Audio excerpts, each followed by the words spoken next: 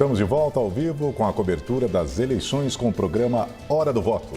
E já seguimos com mais análises na nossa bancada de entrevistas. É com você, Denise.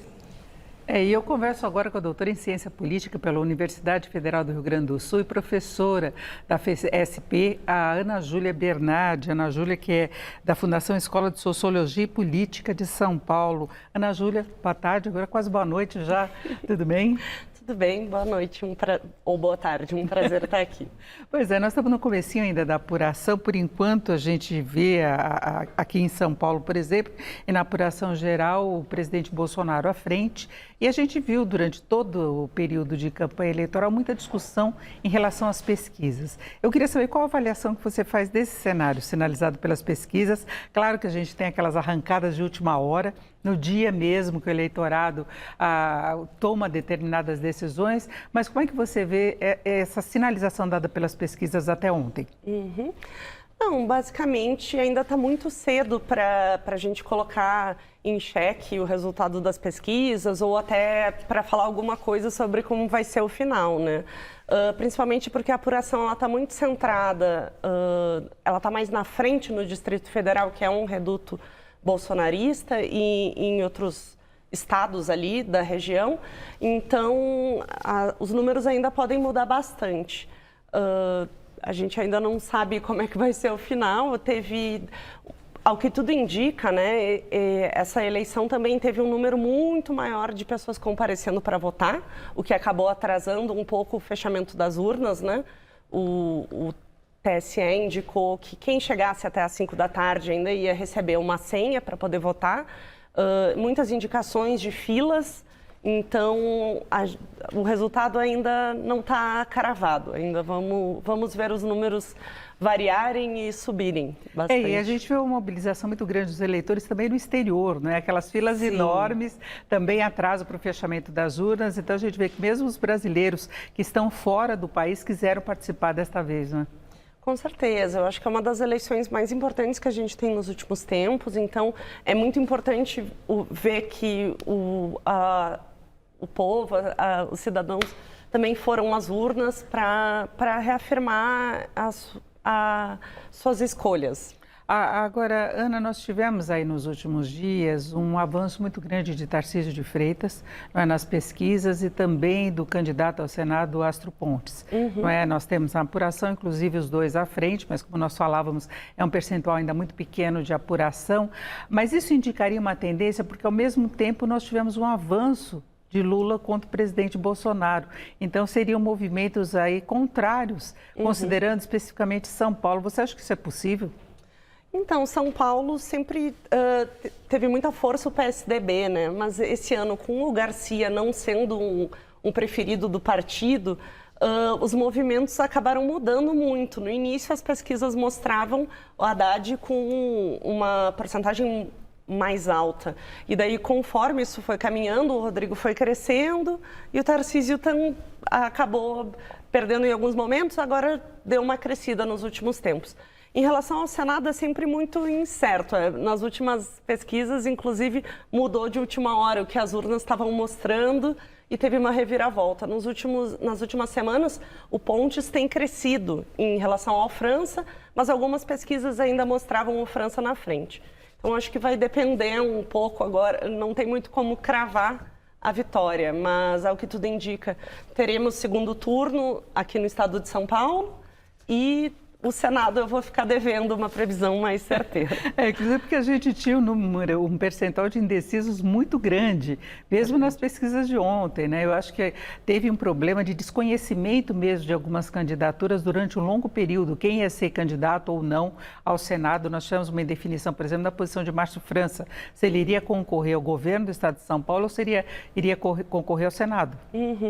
Não, com certeza. E também cargos do Legislativo, geralmente as pessoas deixam para decidir muito de última hora.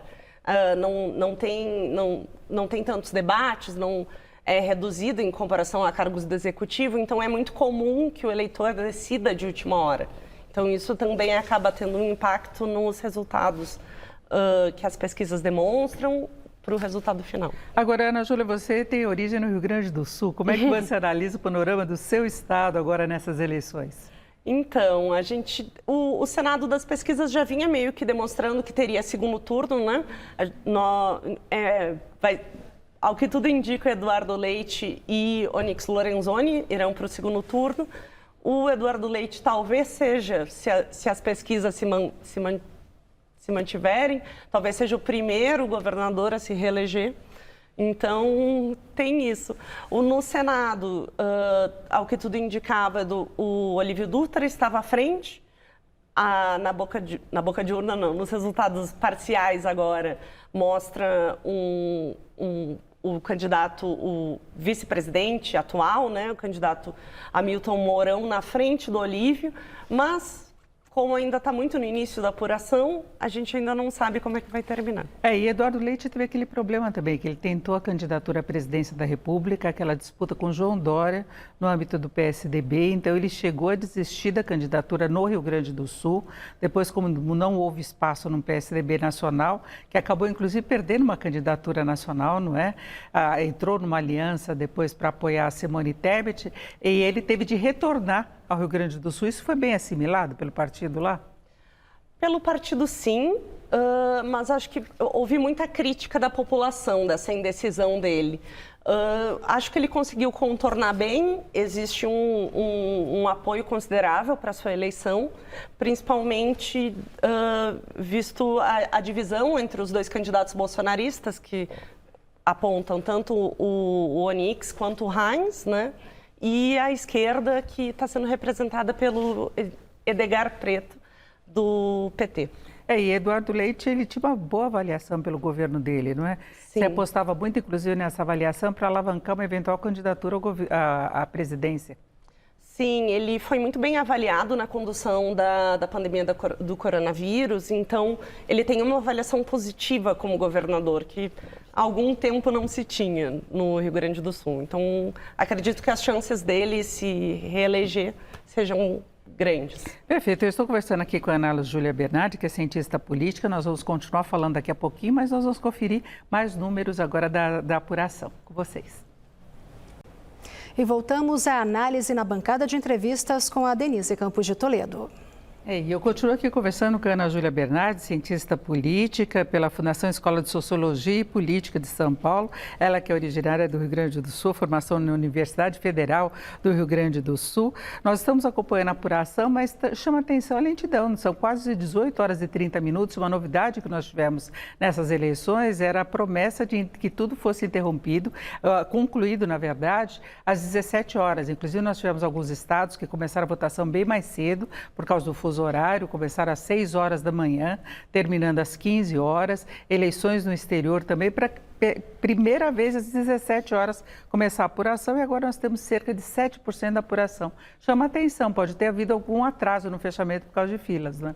Sim, o que o TSE indicou é que se levantou a hipótese de que os testes com a biometria poderiam estar atrasando e causando lentidão nas filas. Até agora, o que o TSE falou, que é o que, pela forma que as coisas estavam acontecendo, provavelmente não era relacionado à biometria, mas sim à grande procura, que estava se mostrando muito maior do que nas últimas eleições. Mas é possível que ambos os fatores tenham atrapalhado um pouco o fechamento. Até há pouco eu estava olhando e ainda haviam locais recebendo voto. Então, acho que deve atrasar um pouquinho ainda, mas também é um bom sinal que mais pessoas estão buscando participar da eleição, né? Menos abstenção. Agora, o PT demonstrava uma grande preocupação com a abstenção. Você acha que na prática isso pode ocorrer mesmo, que a abstenção seria desfavorável ao PT? Com certeza, até era uma questão que nós comentávamos, né, entre alguns colegas, que a abstenção é pior para o PT agora no primeiro turno. O PT vinha tentando fazer uma campanha, tentando fazer com que o Lula levasse logo no primeiro turno, buscando voto útil, né? Mas ainda, mesmo Lula aparecendo à frente nos principais institutos de pesquisa, ainda nenhum deles conseguiu cravar que seria possível uma vitória no primeiro turno. Eu acredito que a abstenção ainda é um dos piores inimigos do PT para terminar essa eleição no primeiro turno. visto que os eleitores de Bolsonaro muitas vezes são muito mais efusivos, né? Muito dedicados a ir votar. Então, acredito que a abstenção pode ser um inimigo do PT para encerrar essa eleição no primeiro turno. Agora, você vê alguma possibilidade de a eleição para a presidência acabar em primeiro turno? Você acha que vamos ao segundo turno? Eu acredito que a gente vai ao segundo turno, porque existe muito voto envergonhado em Bolsonaro, quem diz que não tem certeza, mas na verdade vota. E também todos esses fatores de atraso, de filas, acabam desestimulando quem não estava muito certo e poderia votar no Lula. Então, eu acredito que a gente vai enfrentar um segundo turno, sim. Agora, e qual seria aí a configuração de segundo turno em termos de posicionamento do eleitorado? Por exemplo, os eleitores de Simone Tebet, de Ciro Gomes, que foram, a gente não tem uma definição ainda, mas serão o terceiro e o quarto colocados, e uma das pesquisas, Simone passou à frente de Ciro. Há uma tendência ou eles votariam em branco, os eleitores? Não, eu acredito que vai ser orientação da Simone, o voto no Lula, o voto contra o Bolsonaro. O Ciro já falou que não vai se posicionar, mas grande parte do seu eleitorado é mais à esquerda, então a tendência é que vote no Lula ou se abstenha.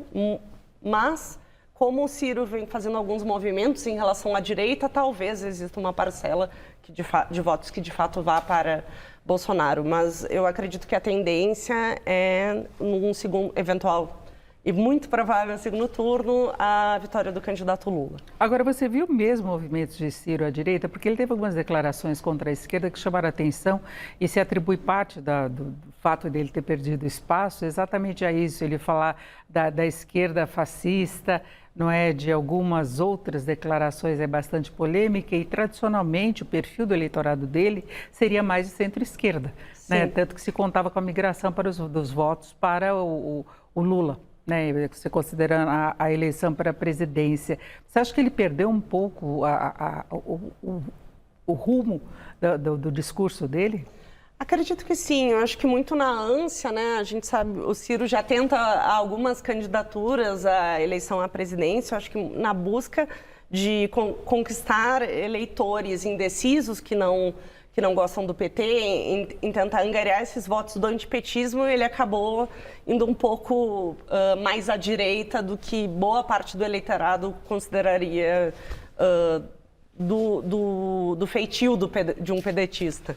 E talvez até o partido acabe apoiando o Lula, né, que pode ser uma tendência, e aí ele ficaria mais isolado ainda. Politicamente, ele disse que seria a despedida dele, né? Que seriam as últimas eleições, a conferir se isso vai acontecer. Agora, você falava de voto envergonhado no presidente Bolsonaro. Agora, no segundo turno, tende a diminuir, entre aspas, essa vergonha de se declarar voto tanto em Bolsonaro como em Lula. Você vê uma situação de maior confronto e radicalismo entre os eleitores? Acredito que sim, é um grande medo, né? Até uma pesquisa que saiu recentemente do Fórum Brasileiro de Segurança Pública, que, se eu não me engano, 67% dos brasileiros tinham medo da violência política. Até acredito que muitos votos que não seriam do PT, há alguns anos atrás, muitas pessoas declararam que iriam votar no PT, justamente para tentar encerrar esses ânimos num eventual segundo turno. Então, todas essas questões acabam deixando as pessoas um pouco preocupadas do que pode acontecer. Bolsonaro não disse ainda com todas as letras que aceitariam um resultado contrário. Então, existem preocupações de como um segundo turno pode caminhar. Agora, a gente percebeu hoje que os eleitores vão ficar com medo de votar por causa dessa suposta violência que se poderia ter nas ruas, que a gente não viu. A gente viu um ou outro caso isolado. Eu acho que a gente, considerando em âmbito de Brasil mesmo, tivemos pessoas presas, casos de violência, inclusive de racismo por parte do eleitor lá na Bahia, que chegou a ser preso, mas a gente não teve violência explícita. Teve algumas situações de confronto e tal, mas um segura de lá, outro segura de cá. Isso aconteceu, inclusive, no exterior, mas as pessoas não ficaram com medo, foram votar, né? Onde eu fui votar, por exemplo, foi muito tranquilo, né? Tinha as pessoas, inclusive, com roupas de vermelho, verde e amarelo, né? Mostrando qual que era a decisão, né? A orientação política, mas sem muito confronto. Você acha que talvez a gente não possa contar com uma maturidade do eleitorado? Espero que sim, mas a tendência até da polarização, quando fica centrado em só dois polos, é que isso aumente, né? Então a gente fica com um pouco de receio, mas espero que o eleitor siga o exemplo do primeiro turno e mantenha a civilidade que é esperada de uma democracia. A gente tem um jogo de cintura, inclusive nas discussões familiares, né? Nós chegamos nesse ponto de você tentar contornar as situações. Hoje o grupo de WhatsApp da minha família já estava desde cedo se manifestando, mas brincando muito com isso, né? Que eu acho que seria o ideal em relação a essa situação que a gente chegou de polarização. Agora, como formação de tendência no Congresso, né? Nas análises que você tem feito até agora, você falou dessas discussões quanto à possível polarização, haveria uma tendência em termos ideológicos para a formação do novo Congresso? Claro que a apuração também está no começo, eu estou até acompanhando aqui as votações para deputados, mas está muito pequeno, né, o percentual. Você aposta em alguma tendência? Então, com esse escândalo recente do orçamento secreto e a alocação de verbas, ao que tudo indica, a configuração do Congresso não deve mudar muito do que a que vinha sido da que aconteceu na última candidatura. Porém, muitas mulheres têm buscado votar em mulheres, têm buscado se renovar um pouco mais a Câmara. Então, acho que ainda está um pouco incerto de como vai fechar, mas os prognósticos, assim, considerando essa questão do orçamento secreto, não são os de maior renovação.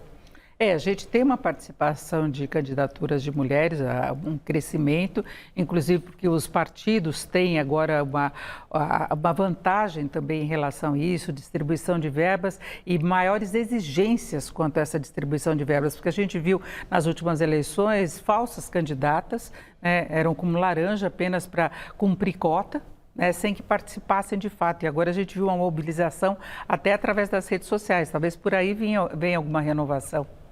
Espero que sim, Eu vejo que as redes sociais conseguiu se quebrar um pouco aquela barreira que dependia muito da TV, até porque a distribuição é um pouco desigual dos horários, né? E também o brasileiro não acompanha tanto o horário eleitoral, as redes sociais podem ter quebrado um pouco nisso, mas até por não ter tanta cobertura das pesquisas, a gente ainda fica um pouco no escuro de como vai ser a votação. E a gente sabe que novas candidaturas sempre têm poucos recursos, né? Não tem aquela força para a campanha que deveria ter, se aposta ainda muito nos nomes mais antigos, que já estão lá, né? A velha política, né? Exato. Além dos nomes antigos, também os chamados puxadores de voto, né? Então, às vezes, pessoas que já têm presença na mídia ou influenciadores também acabam tendo mais espaço justamente por já terem mais espaço. Agora, a gente teve algumas surpresas ao longo dessas eleições, como foi a questão de Sérgio Moro. As idas e vindas dele, ele foi candidato à presidência por um partido, depois mudou para a União Brasil, tentou candidatura por São Paulo, não conseguiu, teve que voltar para o Paraná. Houve esse questionamento de qual seria o estado efetivo em que ele morava mesmo. E Sérgio Moro era uma grande aposta lá atrás, né? Sim, verdade. Mas agora, segundo a apuração, está na frente para a candidatura, para cadeira do Senado lá no Paraná, né? Então, teve esse troca-troca, mas ele ainda é muito bem quisto no Paraná. Ao que tudo indica, vai levar o assento. Perfeito. Nós vamos conferir agora mais números da apuração. Eu estou conversando aqui com a Ana Júlia Bernardi, cientista política da Fundação Escola de Sociologia e Política de São Paulo. Ana Júlia, eu agradeço muito a sua participação aqui na nossa programação, nessa hora do voto. Muito obrigada. Eu agradeço o convite. Muito obrigada. Então, vamos conferir mais números das apurações. Vamos lá, eu vou continuar conversando com a Ana Júlia Bernardi. Pois é, Ana Júlia, nós chegamos agora já a 13% da apuração, o presidente Bolsonaro continua à frente. Você vê alguma possibilidade de essa tendência continuar, de as pesquisas estarem de fato erradas? Ou é cedo para falar nisso? Eu acredito que ainda é cedo, até porque a apuração está mais na frente em estados que o presidente Bolsonaro tinha maioria de apoiadores, mas sempre existe a possibilidade das pesquisas estarem um pouco erradas, justamente, não erradas, né? É que a pesquisa ela é um retrato do momento que ela foi feita. No dia das eleições, muitas pessoas se decidem, votos acabam não sendo, as pessoas acabam não indo votar por um ou outro motivo, ou mudando a sua posição. Uma das questões também para ser levada em conta é o volume de desinformação que circula na última eleição, na última semana antes da eleição, principalmente nos 2 últimos dias. Nós que acompanhamos e monitoramos as redes sociais, a gente acompanha um volume de postagem e de desinformação muito crescente nas vésperas das eleições. Isso pode ter impactado também talvez a decisão de algum eleitor, né? Tinha muita discussão, plantão, inclusive, para acompanhar as redes sociais, para retirar fake news. Nós tivemos, inclusive, o TSE ontem suspendendo uma publicação que atribuiria o voto do Marcola ao Lula. Não é? Isso foi proibido, foi dado 24 horas, que encerraria hoje no começo da tarde o prazo, mas isso circulou muito entre os eleitores. É aquela questão das redes sociais que pode ajudar a ter informação, como você falou no caso das candidaturas de mulheres que têm menos verbas, mas ao mesmo tempo tem a história do fake news, por mais que se combata. Com certeza, e isso acaba tendo um peso, né? Ainda mais uma vinculação. Essa notícia... Relacionando o PT ao PCC, foi uma tentativa ao longo de toda a campanha, foi uma notícia que circulou em certo nível, tanto em WhatsApp como em redes abertas. Então, existe essa tentativa de fazer com que um lado seja atrelado à criminalidade, ao narcotráfico, muitas vezes, e isso pode acabar persuadindo um ou outro eleitor. Agora, em termos de partidos, nós tivemos ontem notícias de que talvez a União Brasil, que já formou o maior partido com a fusão do DEM com o PSL, que era o antigo partido do presidente Bolsonaro, estaria com discussões agora com o Arthur Lira, né, do PP, para uma fusão, aí sim, formando um mega partido. Você acha que há condições para isso ocorrer? Ideologicamente, como é que ficaria? E não é nem uma questão ideológica. A gente estava falando agora de orçamento secreto. Você sabe que esse bloco, né, teria muito dos representantes do chamado Centrão, e aí orçamento secreto prevalecendo, né, e impondo determinadas condições para aprovação de matérias relevantes no Congresso, né? Sim, essa questão do impacto do Centrão é sempre uma questão muito relevante para se considerar o caminho da política brasileira. Independente do presidente que se eleger, a gente sabe que muito da política vai ser ditada pelo Congresso e pelas candidaturas. Por isso que é tão importante, a gente tenta tanto fazer com que as pessoas se conscientizem do papel dos congressistas, do legislativo, que é muito importante escolher em quem a gente vai votar também para o Congresso, né? Essa união desses partidos vai ser um pouco complicado de avaliar agora se é possível ou não, não tanto em termos ideológicos, porque são partidos muito fragmentados, digamos, ideologicamente, né?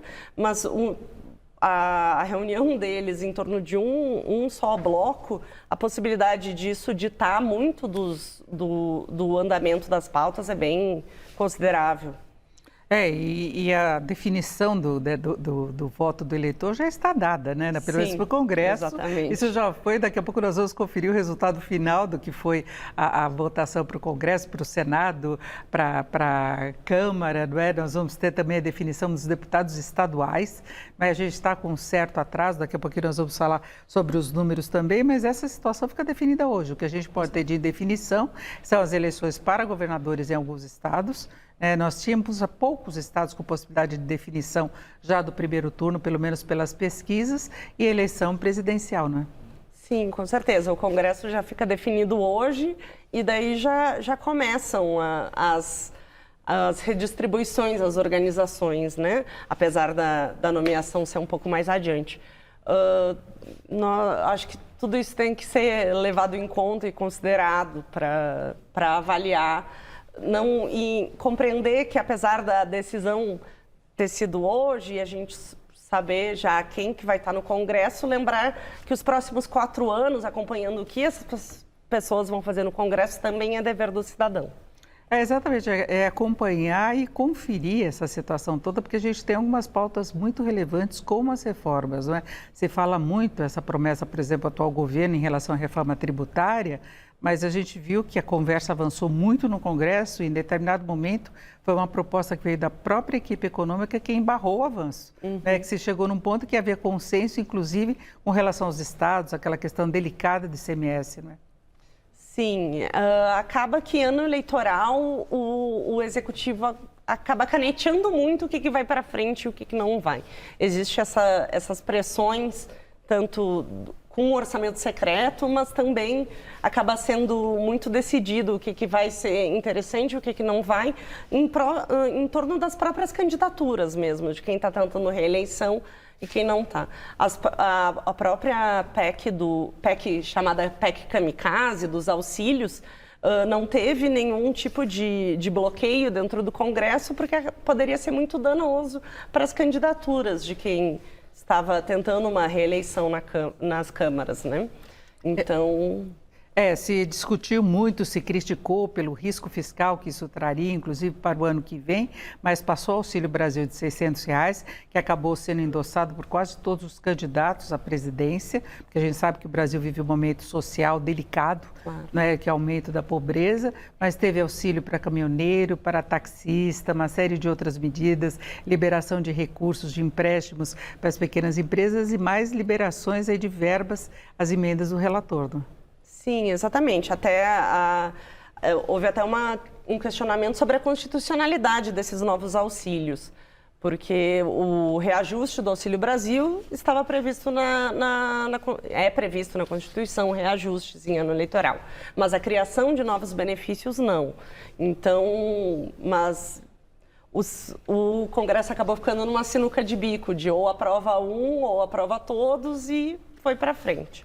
É isso. Eu agradeço mais uma vez sua participação, Ana Júlia Bernardi, cientista política da Fundação Escola de Sociologia e Política de São Paulo e doutora em Ciência Política pela Universidade Federal do Rio Grande do Sul. Muito obrigada. Muito obrigada. E vamos conferir mais números, então, das apurações de hoje.